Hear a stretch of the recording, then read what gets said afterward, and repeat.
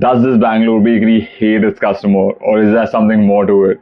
Let me explain. About a month ago, this post popped on my feed about this bakery called Basque Bakery in Bangalore. The post basically showed the bakery being completely unhinged while replying to customers and potential customers. Now, before we get into it, one thing needs to be said. If the initial criticism came from a personal feud or a bias from the person who posted it, then some of this backlash might be unfair. But once you start looking at the responses from the owners themselves, the number of mistakes they made publicly is honestly just ridiculous. What actually started the controversy? So, a user named Nandi commented about her experience at the bakery. She basically said she spent rupees 2000 for what she felt was an average experience. Now, normally, when restaurants get criticism like this, they respond professionally, they acknowledge the feedback, maybe apologize, maybe clarify. But that's not what happened here. Instead, the bakery responded by basically calling her poor and implying she couldn't afford the food, even though she literally had just spent some money there. And they did this with a lot of attitude. Obviously, once something like that happens online, things escalate very quickly. This is when Reddit decided to join the party. A user pointed out that their Google ratings had dropped and questioned how the place was basically functioning on a reservation model. And again, instead of responding calmly, the users came back with more sass. At this point, the whole situation had made its way to Reddit. And if you know Reddit, you know what happens next. Redditors basically roasted and toasted the restaurant everywhere, on Google reviews, Instagram, wherever you can imagine. Some of the comments were honestly brutal. One person pointed out something interesting. You can get Basque cheesecake for around 350 rupees at La Vina in San Sebastian, the actual place where Basque cheesecake was invented. Now, isn't that crazy? And San Sebastian is considered expensive by Spanish standards. Not only that, but the portion size apparently double compared to what it is at this bakery. They're charging 13,000 for a 1 kg cheesecake. Yes, you heard that right. 13,000 rupees for a cheesecake. At that point, people had obviously started questioning the whole brand positioning. One user even joked about how the restaurant was run by Daddy's Little Princesses. And that becomes relevant later. I'll come to that. Now, the bakery's official statement, which made things worse. So after all the backlash, Team Basque Bakery released an official statement. And this statement honestly is a gem. It deserves to be framed somewhere. I don't know where, but somewhere. Let's break down some of the lines. They said they were upset because people came to click only pictures instead of making purchases. That part is actually understandable. Nobody wants that. But then they started saying things like the brand level talent is underappreciated, which honestly, I have no idea what this sentence means at all. Another line said that they went on an exploratory hunt and were astonished that no place matched their taste and quality. Then came the wildest one. They claimed even a $100 dish in a Michelin-starred restaurant doesn't match their approach of working in an intensively meditative and deeply focused state of mind. At this point, you're just wondering what exactly are these people on, how delusional they are. You're making a cheesecake. You guys are making cheesecakes. You guys are not launching rockets or bringing in the AI revolution. It's cheesecakes, guys. Another line said that out-of-box thinkers find their place in other countries, which is why they operate on exclusive reservation-only model. Again, this is for cheesecakes. Then there was this line. If people criticize them for being too expensive now, they faced hostility when they were underpriced earlier. What does this mean? I honestly am curious what they mean by hostility here. Were people threatening them for being too cheap? They don't intend to accommodate people who prioritize money and quantity over quality and integrity. So basically, if you think 13,000 rupees cheesecake is expensive, you have no integrity.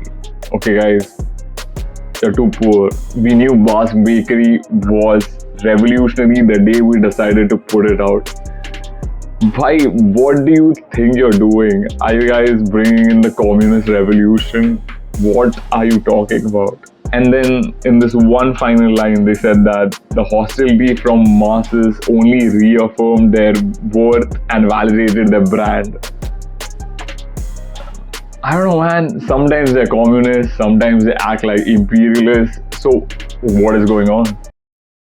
So, what happened? What was the aftermath after all of this controversy? Reddit is doing what Reddit does. People still are pretty pissed. But the interesting part is, the bakery originally had a minimum of 2000 rupees that you had to spend there. Now it's being reduced to 1000 rupees, which suggests that backlash probably did affect their revenue a lot. Also, why does a bakery have minimum spend? Can someone decode this for me? Apparently, they also have a list of rules for entering their bakery, which are again pretty mind-blowing.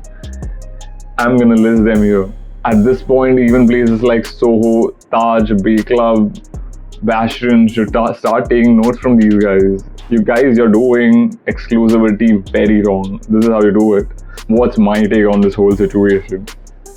First of all, their prices are genuinely very high. We're talking about 3 to 4 times the prices of cheesecakes people already find expensive. For example, their regular cheesecake is for 1250 rupees. In Mumbai, you will find 350 rupees cheesecakes, which are pretty high quality, in really expensive neighborhoods. Their full 1 kg cheesecake is priced at 13,000 rupees. 13,000 rupees for a cake. Again, So the question is, why do they think this pricing is okay? Because people are actually buying it from the testimonial. And people were buying it because the founders cracked one thing very properly: their marketing. They constantly reuse their aesthetic videos with different captions and copies, and that shit blows up. And again and again, it just keeps coming up. But if you read the comments on these reels, you will see that the people are saying that the product doesn't match the aesthetic that they are promising. Even before the controversy started, some people were complaining about the product and the experience they're offering. From what I can see, a lot of the revenue comes from online sales because very few people are open to paying 2000 rupees upfront, which is actually non-refundable for some reason. Another interesting thing is most of their testimonials are from online sales, which makes me think that the reservation model was partly created to make the place feel unattainable and exclusive, but now it's actually backfiring. Now let's talk about the founders for a second. Some people are calling them daddy's princesses online, and their branding and positioning kind of reinforces that idea. They also run a page called One Life Society. It basically is positioned as an exclusive community, mostly privileged women and influencers from what it looks. But the whole thing feels like a marketing gimmick than an actual community. There's even this one video where she claims that the cheesecake is worth 29,400 rupees. We gave away a 29,400 worth cheesecake for free on the 3rd birthday. And not 30,000 rupees. 29,400 rupees. Which sounds like someone is trying a little too hard to not make it sound like a fake number. They also show these snippets from their exclusive club parties, which again feels like a failed attempt to utilize the property which is not being used at all. These are my final thoughts about this whole controversy. At this point, these founders really need to pause and reflect, because at this point, their insecurities are kind of trickling into the business decisions. They are young, and from the outside, what it seems like is they haven't yet developed enough business experience or real-world exposure to navigate a situation like this. But at the same time, they clearly understand the new age marketing rules. And because of that, the business can still be turned around if they learn from what has happened. Right now, the biggest issue isn't the product, it's the attitude of these two founders. Personally, I do not wish them luck yet, unless they decided to learn from the actual mistake and move away from their classist brand tone. There's nothing we can do. And that's the whole story. If you like this story, if you really like this story, I want you to like, comment, subscribe, whatever. And make sure you follow us on all the platforms, because I'm gonna bring more of these stories to you guys.